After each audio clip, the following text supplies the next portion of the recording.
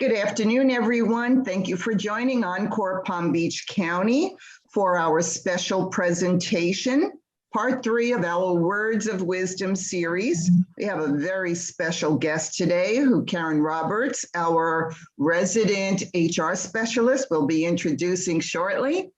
Today's topic is leadership tips for a multi-generational workforce. So thank you for being here. If you haven't already, please put yourselves on mute. We will be opening towards the end for questions, or feel free to put them in the chat. And also, we do publicize the recordings. They will go on our website. So if for any reason you don't wish to be seen, please stop your video. So without further ado, Karen, please introduce our special guest. Good afternoon, and thank you, Christine. We are honored today to have with us Wendy Link. She has served as the Supervisor of Elections for Palm Beach County since January of 2019. And in her quest to deliver fair, transparent, and secure elections to the more than 1 million voters here in Palm Beach County, Ms. Link promotes the values that have been the key to her success: integrity, accountability, and service. Ms. Link graduated from the University of North Carolina, Chapel Hill with a BS in Administration of Justice and Political Science. She also graduated from Duke University School of Law with a JD.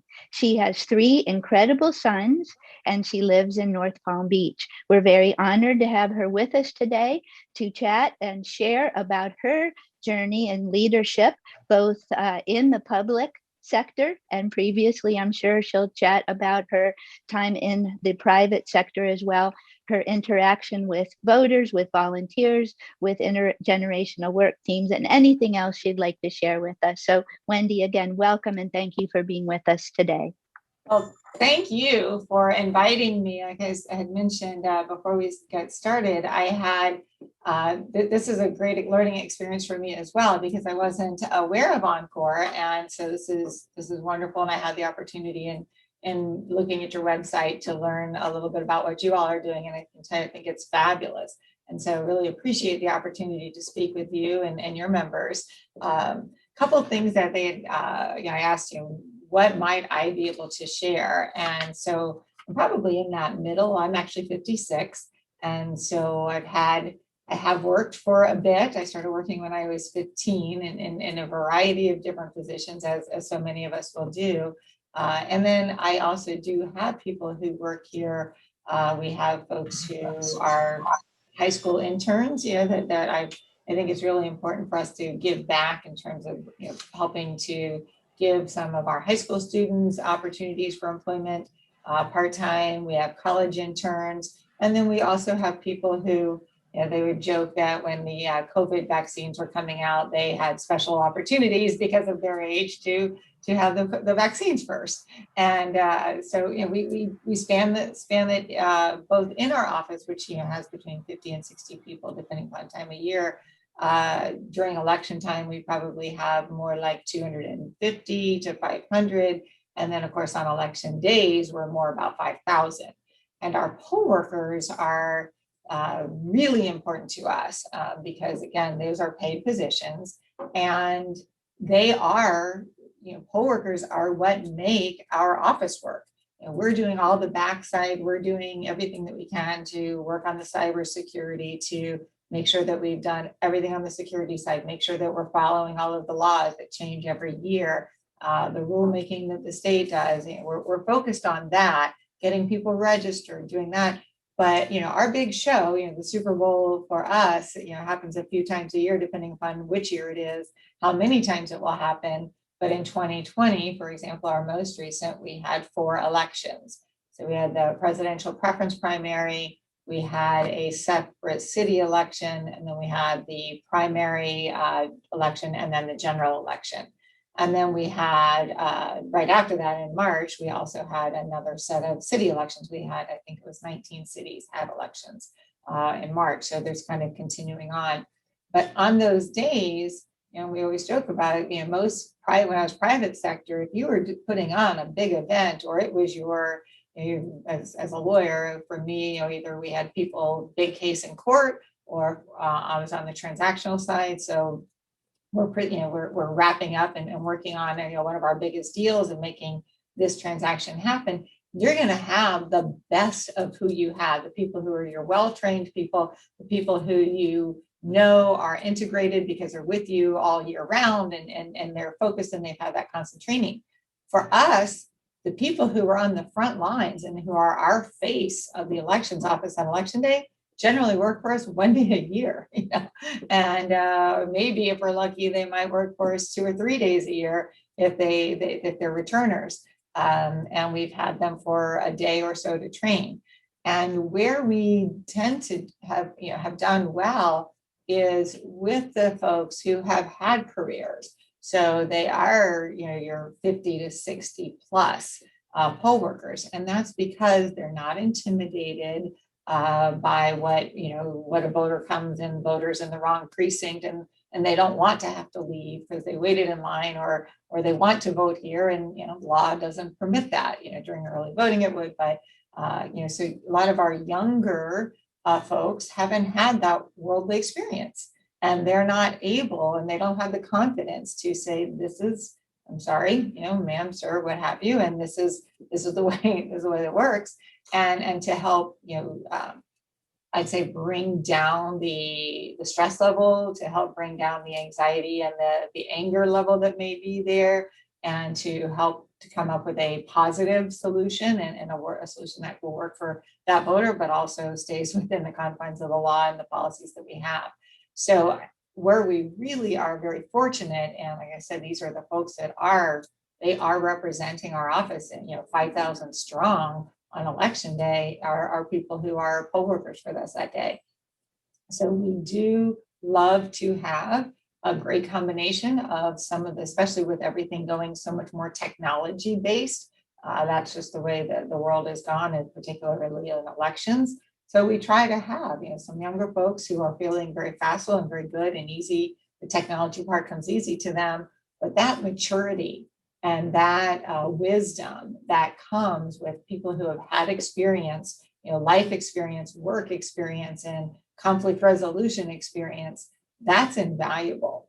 And so that's an area that we will continue in our office to try to reach out and get new people involved. We also have people who might call, and that is, that's a paid position, but interestingly, if you've worked for the state of Florida, within a year after your retirement, you can't work back for another governmental entity for fear it messes up your retirement benefits. So it's one of the things, especially retired teachers, we always have to start at the beginning of our poll worker training by saying, slide number 1 almost is, if you've retired from the FRS and you're part of the FRS system within the last year, it's probably not the right job for you, because it could mess you up, and we don't want to be responsible for that. So a lot of times when people then want to get involved with us, so we have volunteer opportunities, and poll workers are paid, but we have people who will come to our office to do things like, again, it depends on what their experience level is and what their interest level is.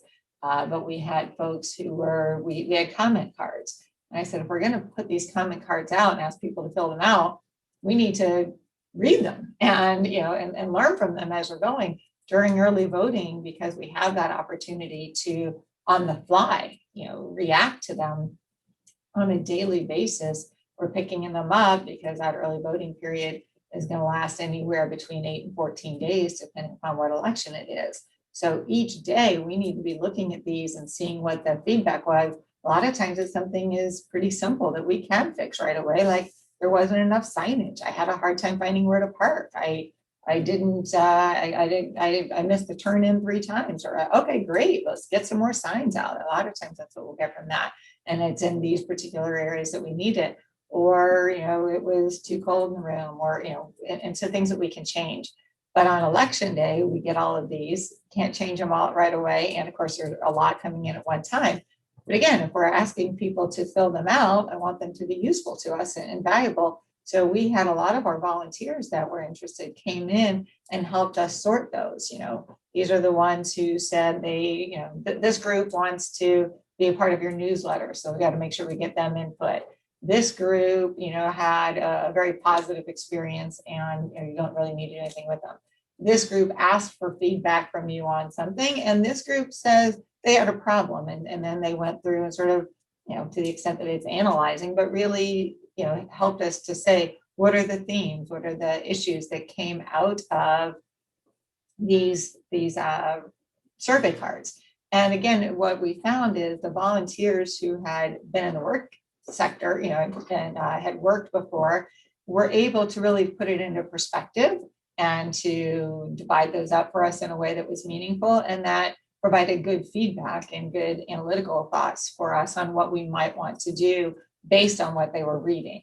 And so we have a lot of opportunities that I think we can, again, depending upon what somebody's interested in, even working full time. And I know a lot of your members, some of them aren't interested in a full-time job, but they may be interested either part-time or in, which we have during election times, or you might have people who are interested in full-time. And again, when people come to us with a breadth of experience and sort of wisdom that's created through the ages, one of our difficulties is on the budget that we have with the county. It's very difficult to pay people what they're worth, and that's been a constant challenge. A lot of, in private sector, if I had somebody that was great and I didn't want to lose them, I either could try to, win them over with charm and good looks, or, if that's not really going to cut it, then let's go on and you're going to have to hit the bottom line and make their paycheck a little fatter. But if I, as a private sector, thought that's what was important to my business and my organization's time, I had that flexibility to just do it. And when I'm, public sector, I have had to have that learning experience that's, we have a very set budget. It's not income, it's not a matter of, well, if you, produce more revenue or you can do this, you're going to be able to offset that. That just doesn't work that way. And so we have to look for ways that we can offset, the fact that we don't pay as well as I would like us to be able to. What kind of workers can we get? And sometimes there are people who have made, enough money, if there ever is such a thing, in their previous life, but they still have a lot to offer, and that their environment, their ability to give back is as important to them as what they're being paid. So a lot of times we find that people who are second careers are more able to take advantage of that. And they, again, can be very helpful to, that customer service aspect. Don't be on your phone all the time. A lot of my young workers, it's a constant struggle.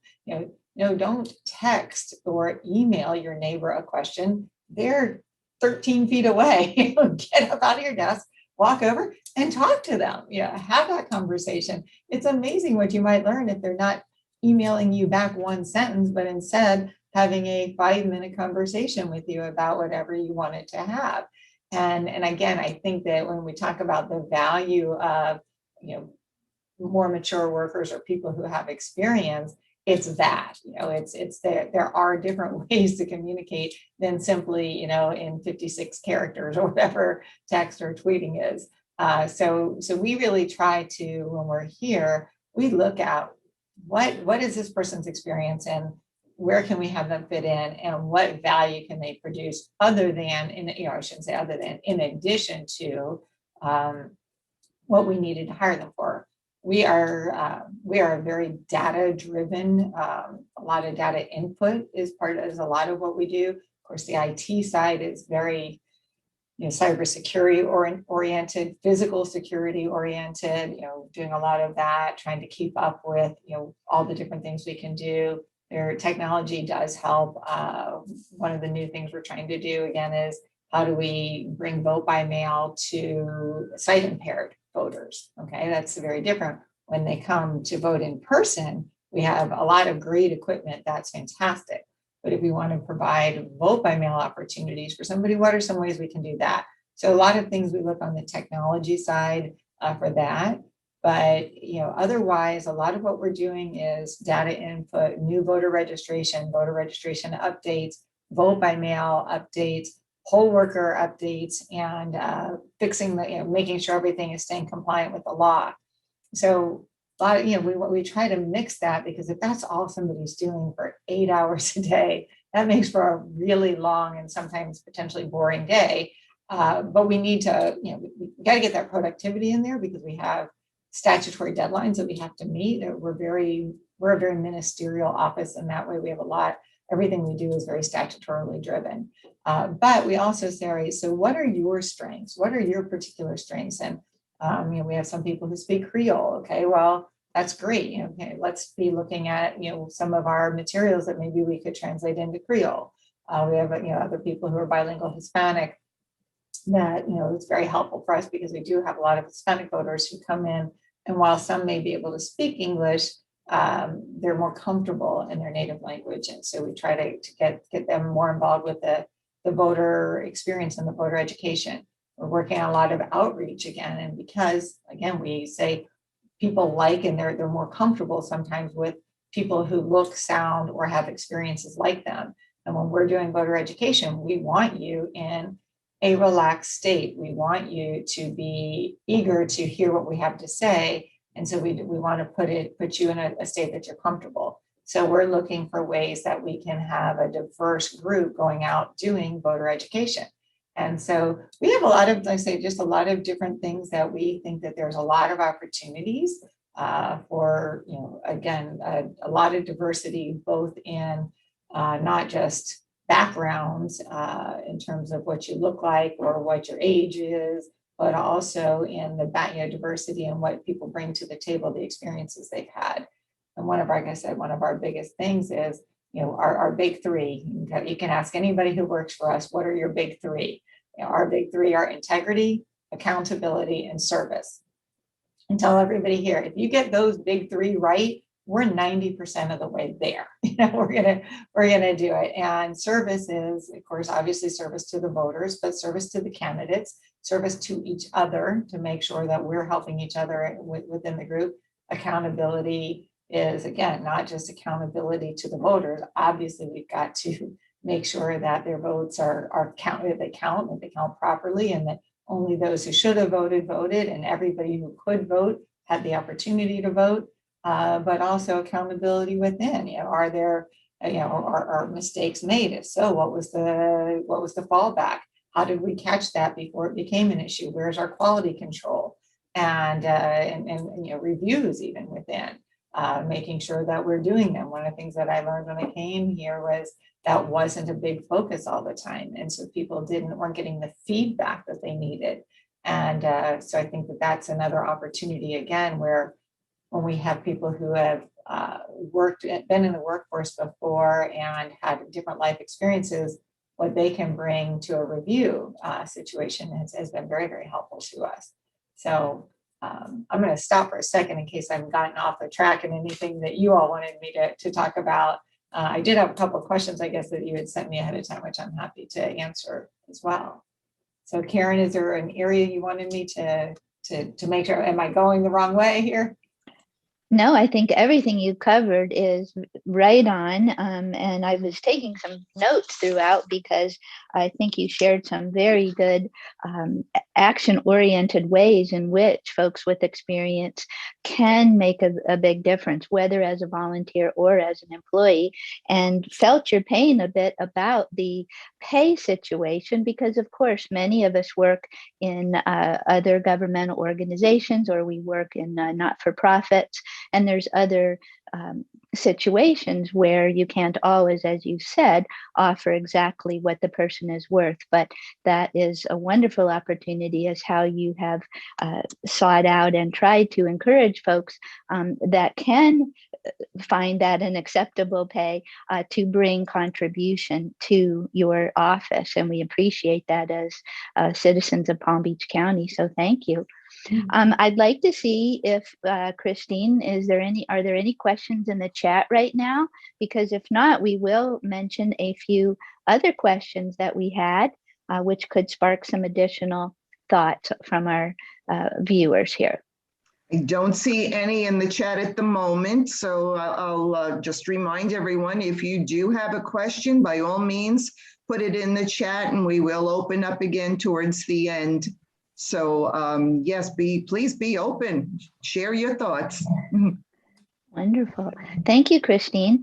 Okay, well, Wendy, thank you. We did have a couple other questions that we'd like to have you talk about. Sure. And you have spoken about some of them, about typical roles, about programs for hiring mature workers or recruiting volunteers through your outreach and different methodologies that you've mentioned.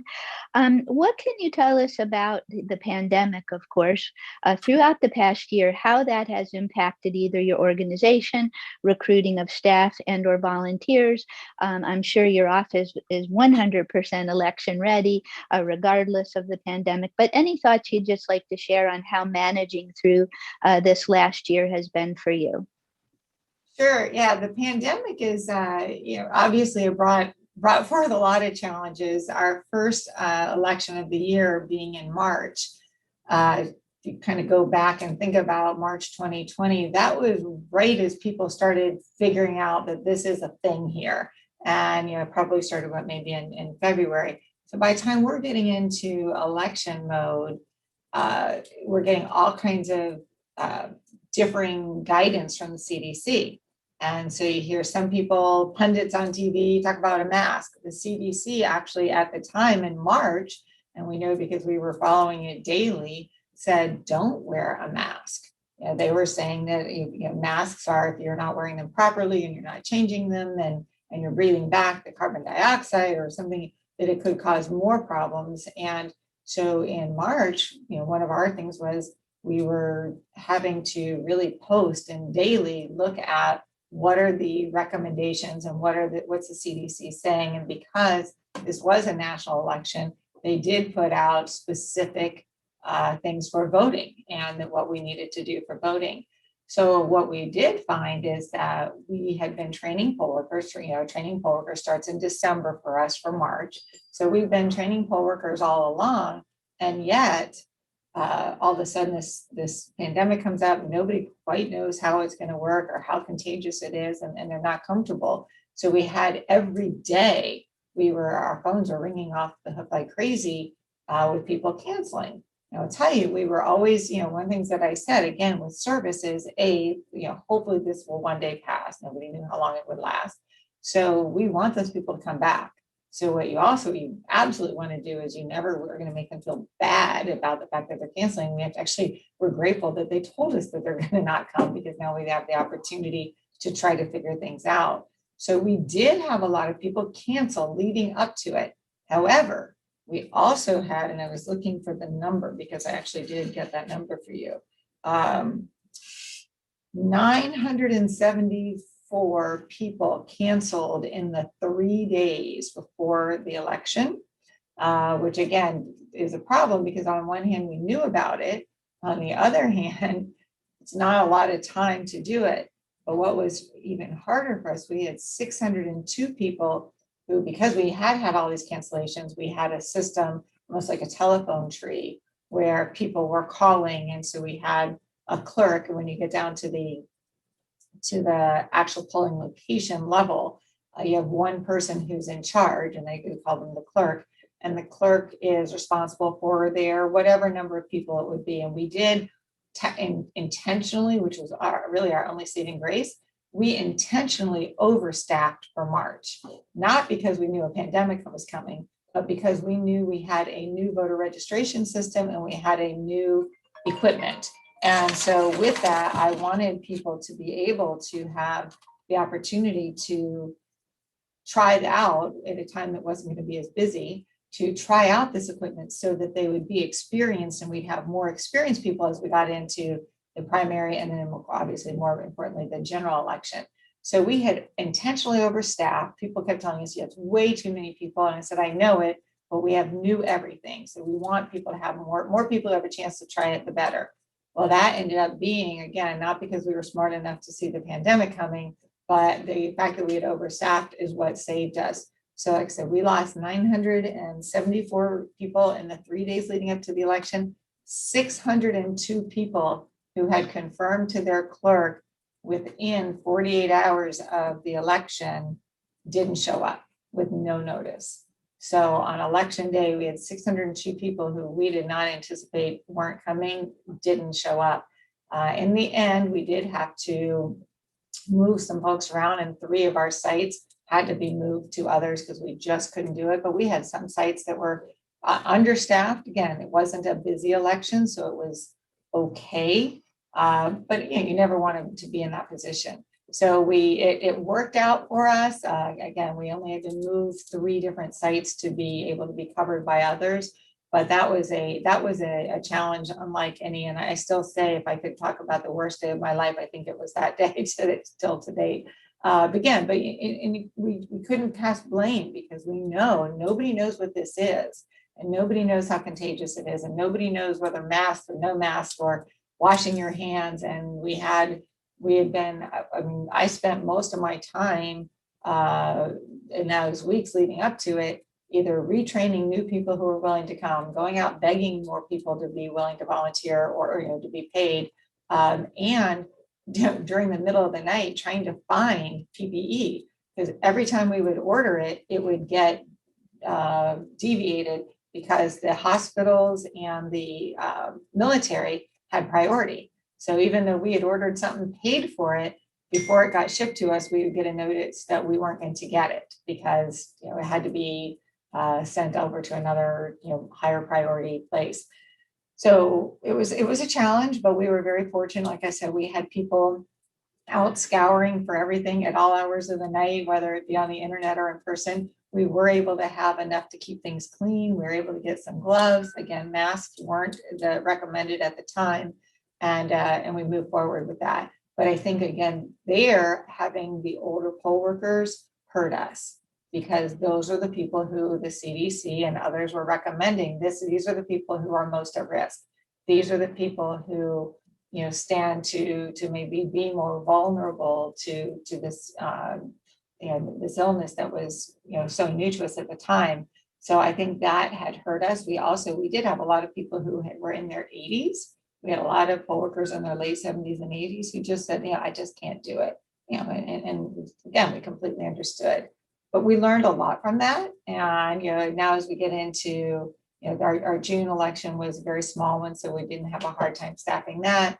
As we got into August and November, say a lot of lessons learned. By now people are wearing masks. Now you've got the safety shields, the plexiglass, all of the things that we have people. And then we also had been working with the Department of Health and asking for their advice and asking them to go and check out some of our locations and see if there's anything more we could do, because we wanted to go over and above so that people would feel safe.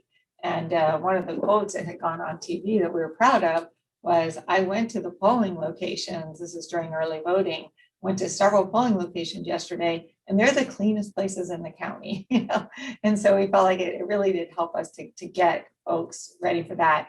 But again, our more mature workers and our more mature poll workers were at risk then. So it really also said for us, we have a need for balance, for whatever we do so that we can offset that. Thank you for sharing that experience. My heavens, that would certainly, as I can see, and we can understand why you would say that was not one of your favorite days in the career arena related to having those folks call out. But as you said, you understood and you just worked around it. And that certainly is a testament to you and to your team and everyone there. So thank you for sharing that. And along the lines of leadership, Wendy, could you talk to us a little bit about when you first came into the role that you currently hold, being appointed to that position at the time?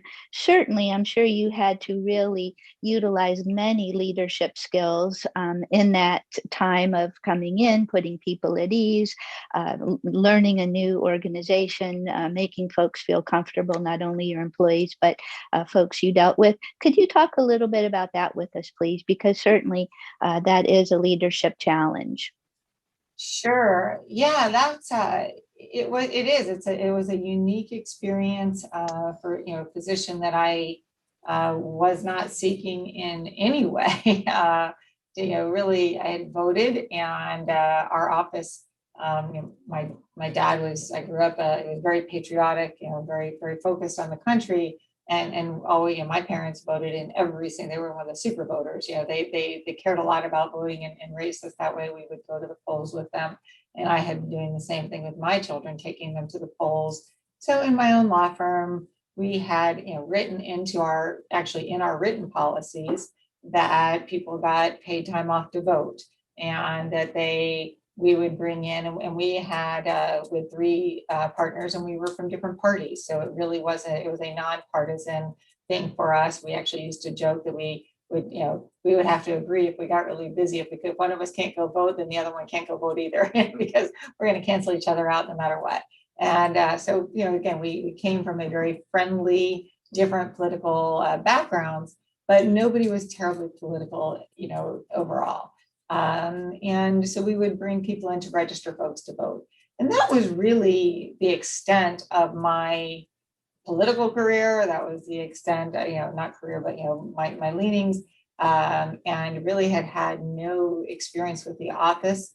Didn't really have any idea what supervisor of elections did. But I had done a lot of conflict management in my career. So not only on the law side had I been involved, but I had also done some crisis management for a number of my clients. And I think that is probably where my name may have bubbled up.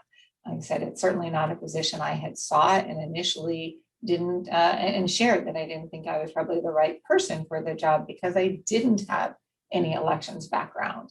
But was basically convinced that most people don't, and that this is a change that the governor had made a decision to make, and that they were looking for somebody who could come in. They didn't want somebody who was strongly political and had strong political leanings one way. They wanted somebody who's going to be able to serve both sides. And really all they said was keep Palm Beach County out of the news. And so that was my directive, coming in. A lot of people say, did the governor tell you to do this? Did he tell you to do that? I said, no, truly, the only thing he said to me was keep Palm Beach County out of the news. At that time, I said, I'm going to do this as a form of service, and I'll be there. I was, a little less than 2 years left on that term, and said I'll complete the term. But it was important to me, actually, ironically, that the governor share with people that I was not going to run, because I didn't want anybody to feel like I had let the governor or anybody down by misleading them that I might decide to run in that office, because I didn't have any intention to do that. So there would be no incumbent in my mind. And so I did share with the governor and asked him to share that he knew that I did not intend to run again, or to run at all. After being in the office, I saw that there were a number of challenges and a number of ways we could make things better.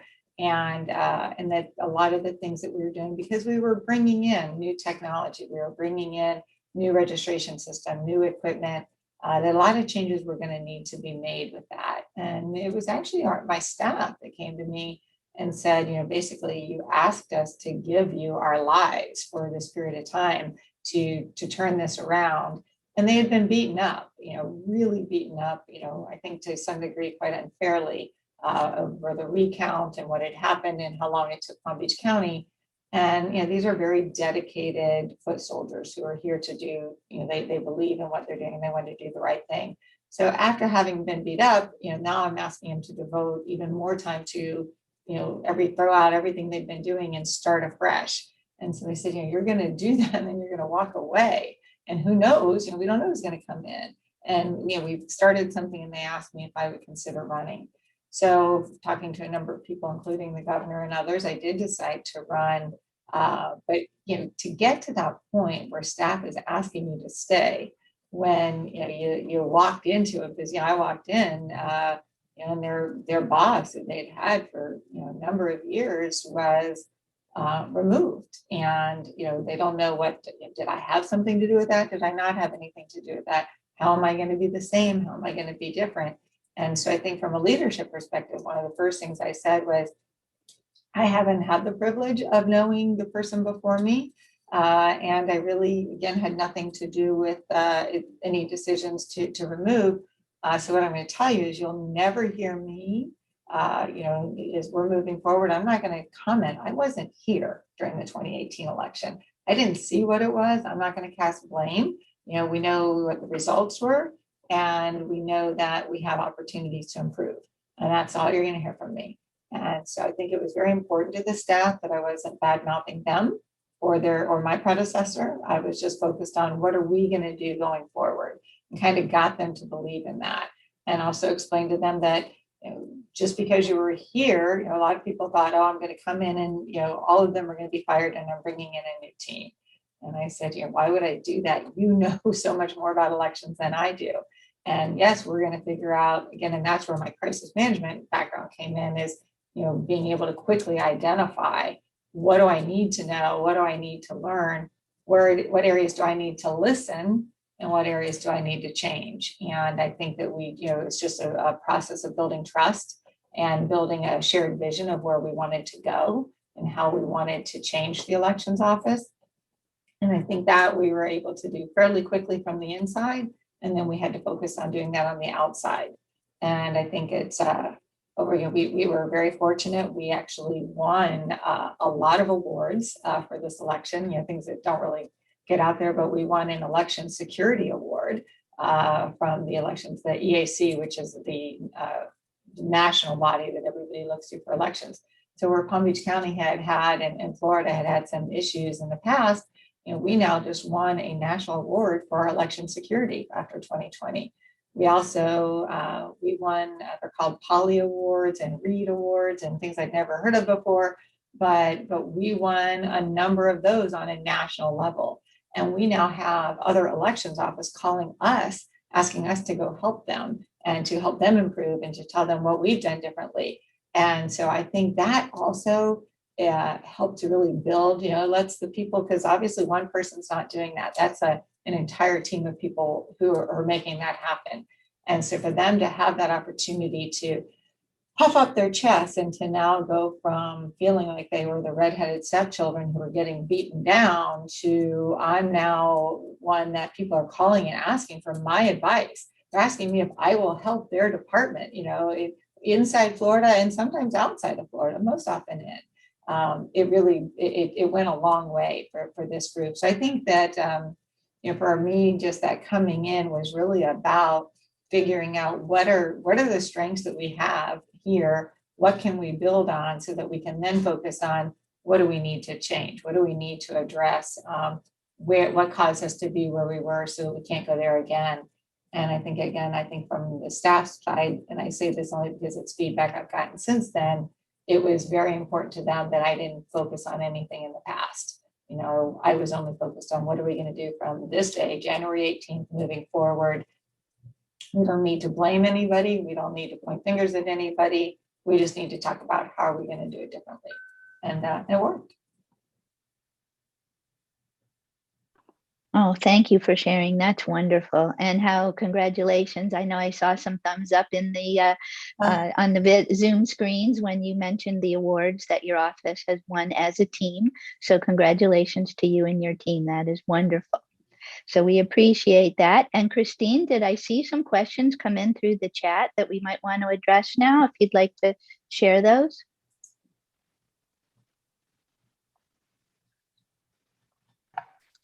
Okay, yes, we have a few comments. We'll start with Carol. Carol said she wants to know, how do you lead, self-manage, as well as work team manage through change management? Change of leadership, either locally or federally, and other changes of policy, like voter access and changing laws and so on.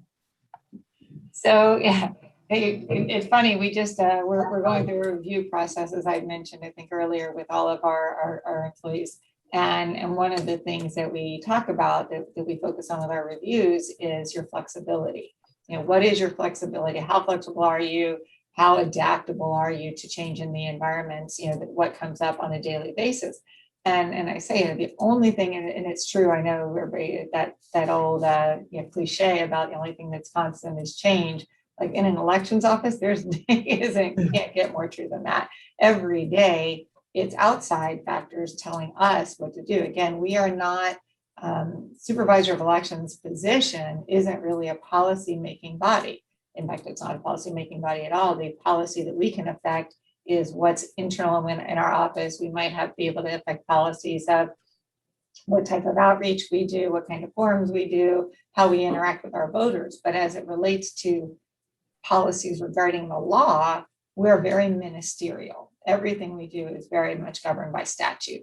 And it's the legislators at the state and local level who are charged with, creating policy through those laws. And that's what they're elected to do. And so we are constantly dealing again with outside sources who will change things, sometimes for the better, sometimes for the worse. And sometimes you don't know at the moment. I can tell you right now, we have 67 counties, but we have rural counties, urban counties, we've got small counties, large counties, conservative counties, liberal counties. So when you've got that kind of a background, 67 supervisors have never agreed on anything, because and not in a bad way, but what change in law would work for a small county could be devastating to a large county, and vice versa. What will work for a large county, small counties don't have the funds to do. So you don't want to make that a law, because they'll never be able to do that, and they don't need to for what they are. So again, we are always, so a big give and take, and we've never had 67 people agree on anything, except for this year. We had 67 people who came from different backgrounds, different parties, including people who had served in the legislature, very conservative Republican service, legislators who were all against this bill, and I think again that came from it's not about your philosophy and what comes in those type of policies, but it's the procedural part of how are your changes going to affect our ability to pull off a successful election? Whether you think it should be liberal or you think it should be conservative is really not what we focus on. What we focus on is, what are the procedures that we're going to have in place to make sure that it's safe, that it's secure, that it's transparent, that it's fair, that it's open. Those are the things we're looking for. And when you have 67 people saying those changes that you just made are going to make that worse, that should be telling. And so I think that, but now that those changes are made, and we were successful getting a lot of those, some of the worst ones out, quite honestly. So it's not as bad as it started. But now that's what we have to deal with. And so now it's how do we take those, implement them in a way that is compliant with the law, but also how can we offset, if there's a deleterious effect that's going to come from implementing this law that we must do, really getting everybody to sit around that table briefly and say, if this is what we think is going to be the effect of that, how can we offset that? What can we do? How can we service our voters to make sure, again, when I say our voters, we're talking about all of our voters, from our 18-year-olds to we have, our 115-year-olds. They're all coming at this from a very different perspective. Some people only want to vote by mail for a lot of reasons, convenience or safety. Other people say, I will never send my ballot in by mail. I want to be the one to put it in the machine. Well, great. Good news is in Florida, we have that ability. Our laws allow you 3 different ways to vote. And so, early voting being the third. And so how are we going to make sure that we're serving all of these people with these laws and these changes? And so I think what we do is we look at what are the changes and what other changes need to be made to go along with that. And how are we going to make this the least painful? Or when it's something good, how are we going to make it even better by other things that we could do to support it? And when we bring in, again, everybody here has a lot of different departments. We've cut down the silos. So now when you're hired, you're not hired to work in the poll worker department or the vote by mail department or the voter services department or the IT department. You're hired now to work with supervisor of elections. And we say, so you're now hired to be here. Now, obviously, we have for training purposes and for job specific at a time, we're going to assign you to the poll worker department, or we're going to assign you to this or that department.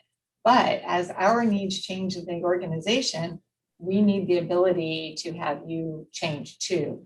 And there's now a far better recognition that a change in one department affects a change in the other. And so when we're sitting down working together and it's not foreign to you because you have experienced and we've cut down those silos so that people understand better what's happening in another department, you're going to know how that change affects your colleague and how it's going to affect that part of our organization.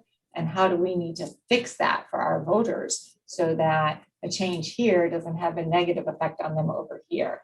And so I think it's a lot of collaboration, but one of the things that can be done, you have to be very wary of is not to have it be what takes up all of your time. Because if we're given that amount of time, there's so many things we can sit and talk about and come up with. And sometimes it ends up being a little philosophizing. but it's like giving enough time for that, for people to get their ideas out, get out a 360-degree view of what this change is going to do, but also doing it quick enough. Doing it, get it out there, make sure we're taking everything into consideration, but then saying we can't work all day on this because we still have 6,000 other things to do. So doing it, making a decision, moving on, and being willing, and they all know as we're dealing with changes that when we make a decision, we've done it in a way that we think we've taken everything into account. But if we find out as we're going down the road, this really wasn't a great decision, then they also know that there's always that opportunity to bring it back to be, redo. And so I think there's everybody understands that as we're dealing with change, it doesn't have to, whatever way we go, doesn't have to be the only way. We're going to be very open to changing it again if need be. Great. Thank you. Okay, we do have another comment. Actually, Carol said she worked the presidential election and had no idea that all of those workers canceled. Well managed by you and your team. That was one of those, sometimes things work out. And like I say, even though we were overstaffing for a different purpose, it served us well. Great. And we have a question from David. Asked, do you see the day that secure electronic voting could be an option? And what would be the impact on the skill set required for employees? I just have to believe that, yes, that's going to be where we go. I know we spend a lot of time looking at kind of what's coming down the pike, even if it's not going to be today, tomorrow, or the next day, where we have coming down the pike.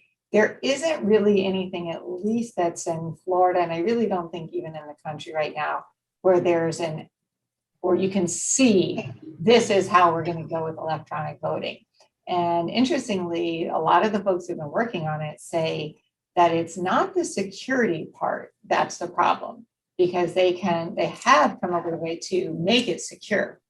But it's how do you know that, how did we make your vote how do we make it confidential and private, right? Because in order to know that you've only voted once, we're going to, right now, the way things are working out electronically, you're following it. It's interesting, Bitcoin and that type of technology is often talked about as a way that you could make sure people get one vote, that their vote counts, but then you've got to, there's going to just have to be a change in the way people feel about it. Because when they can't see it, they don't always trust it.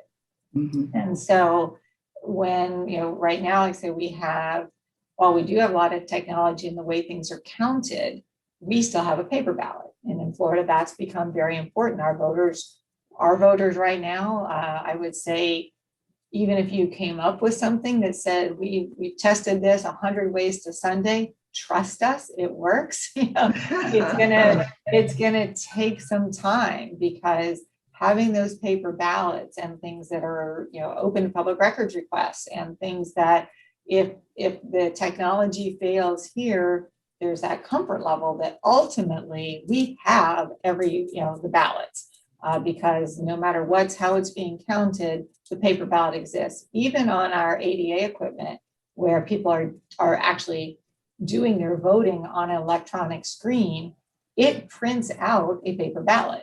So even though you're listening to it in different language, we have that machine allows for us to read you the ballot in English, Spanish, and in Creole. It allows you to blow it up, so it's bigger print. You can have it reverse so that it's white on black and black on white.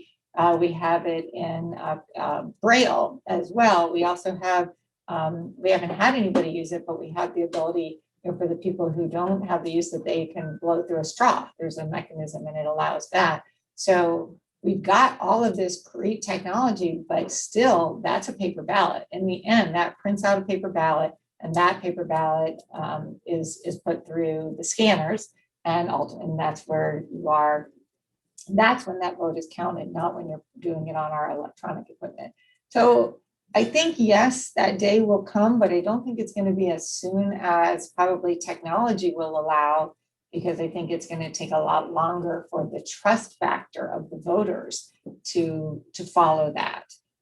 Because right now what we hear and what we see is that people don't trust the system, and they need to know that paper ballot's there. So if they question it and it needs to be rerun, or that's also how we do our auditing. Our auditing is done with the paper ballots, that people, that they can know. In terms of the impact required on the skill set, obviously technology. When I got here, we had maybe 3 or 4 people in the IT department.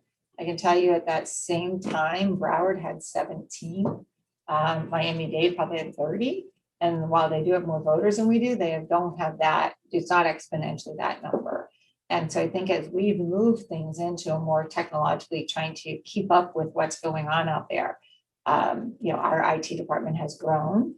And I think that IT type, even though we sometimes say we have IT department and we have IT light, where you need to understand IT, but you don't need to have to actually be able to do it. And so I think more that IT light, as we call it here, is going to become more and more important, because everything we're doing is going to have a technology bent to it, especially if we end up with electronic voting.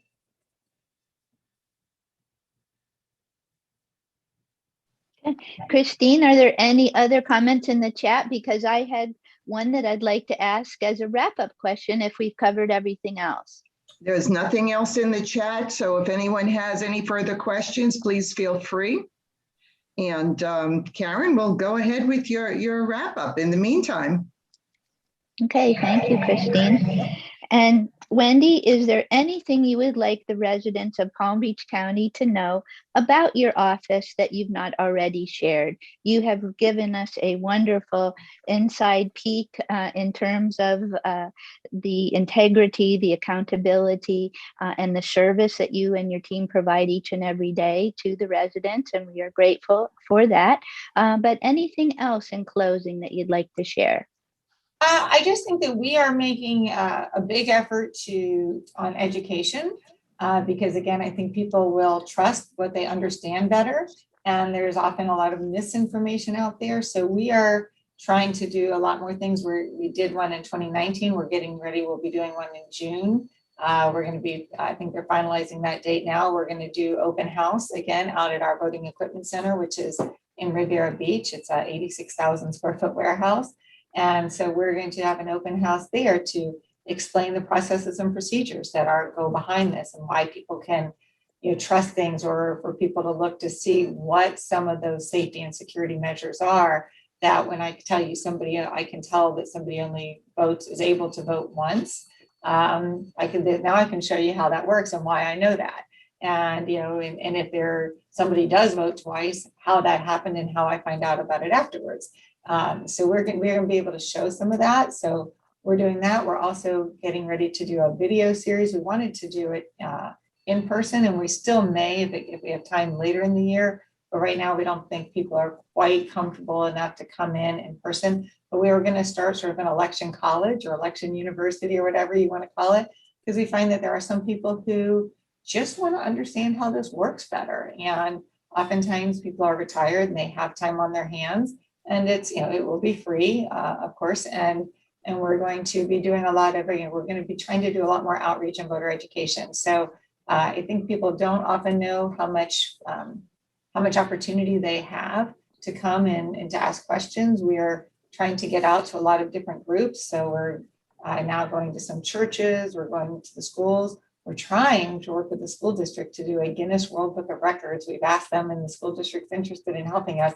We've contacted Guinness people. We'd like to do registration of the most people at any one time of the school age kids, pre-registration and registration. So we're trying to work on that because, again, during a pandemic, getting out there and getting people registered or getting their voter registrations updated has been more challenging. So we're looking at different ways that we can do that. So I think, what we'd like to say is we are available. We have outreach groups, and I'll go whenever I can. If I can't go, we have some very, very, very capable people here who can go out and answer questions, bring demonstrations, do PowerPoints. We'll bring our voting equipment out to people, to areas where people are maybe a little leery of, they don't want to vote. We've been told in some of the, particularly the underserved populations, they don't like to go to the polls because they don't want to look dumb. And those are their words, not mine.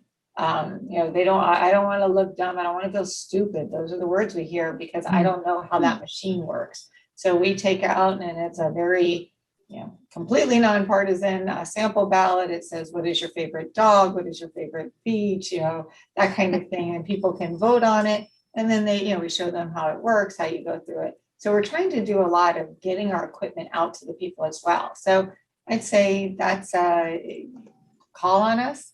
We have information on our website about how to have us come out there, but we want to get out to the community. So use us in that way. Well, wonderful, Wendy. Thank you for sharing. That outreach is amazing. And just as we wrap up, I do understand that Rosemary Nixon has a question for you. So she will close out the session with her question. And again, Wendy, thank you from all of us, but we know that Rosemary will thank you as well in a moment. So Rosemary, go ahead. Yes, I do want to thank Wendy for a great presentation.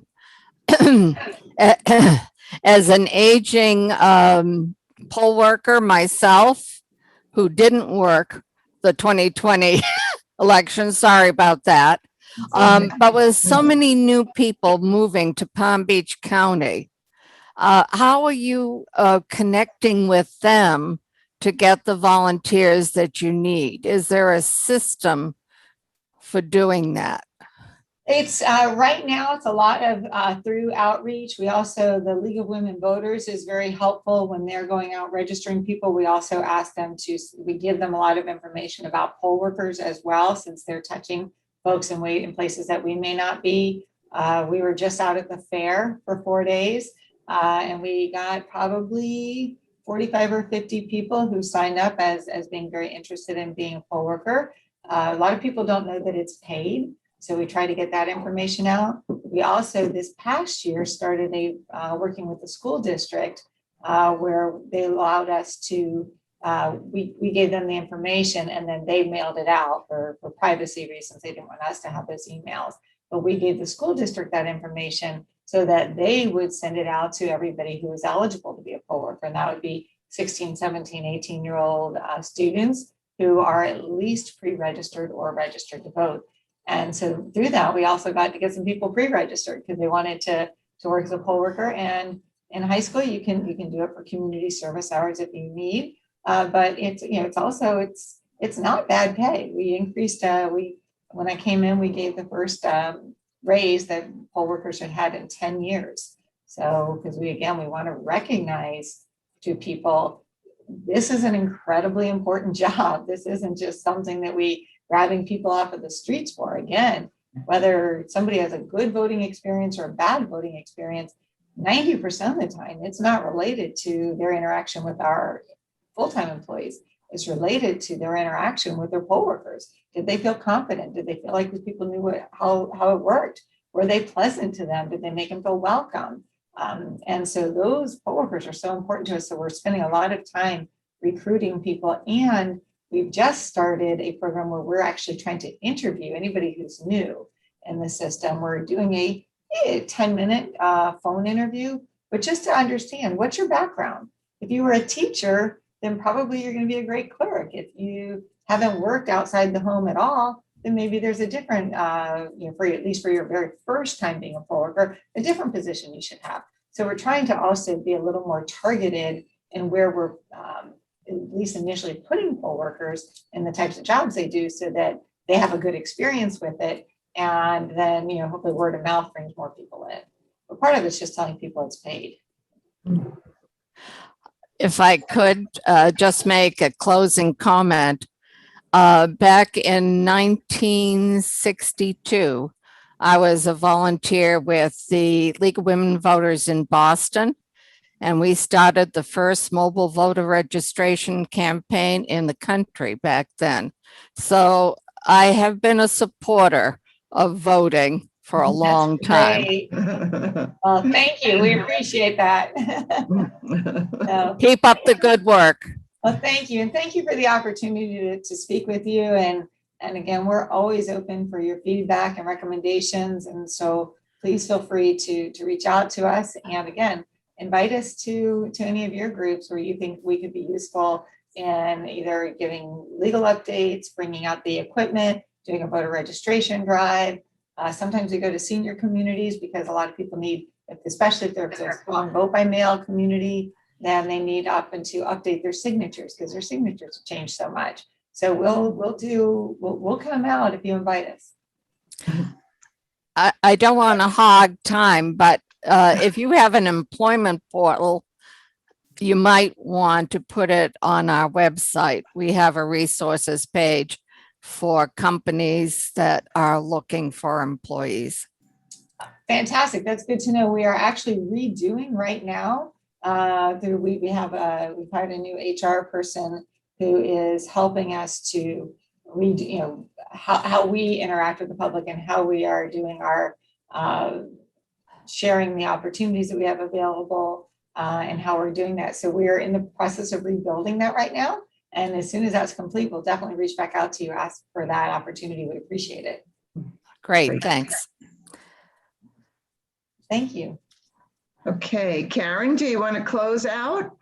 Okay, just want to thank Wendy again, and thank you for learning about us, Wendy. And as we are going to go share about the wonderful things that the elections office has available and opportunities, we hope that you will keep Encore Palm Beach County in mind as you go about and speak to perhaps some of your colleagues in your daily time as well, because we really appreciate the kind remarks that you've made, because we are working very hard to provide a good service for those that need it. So thank you again for your time. Appreciate everybody on the call and hope everybody has a wonderful rest of their day. Take good care. Thank you again. Thank you. Thank you. Bye-bye.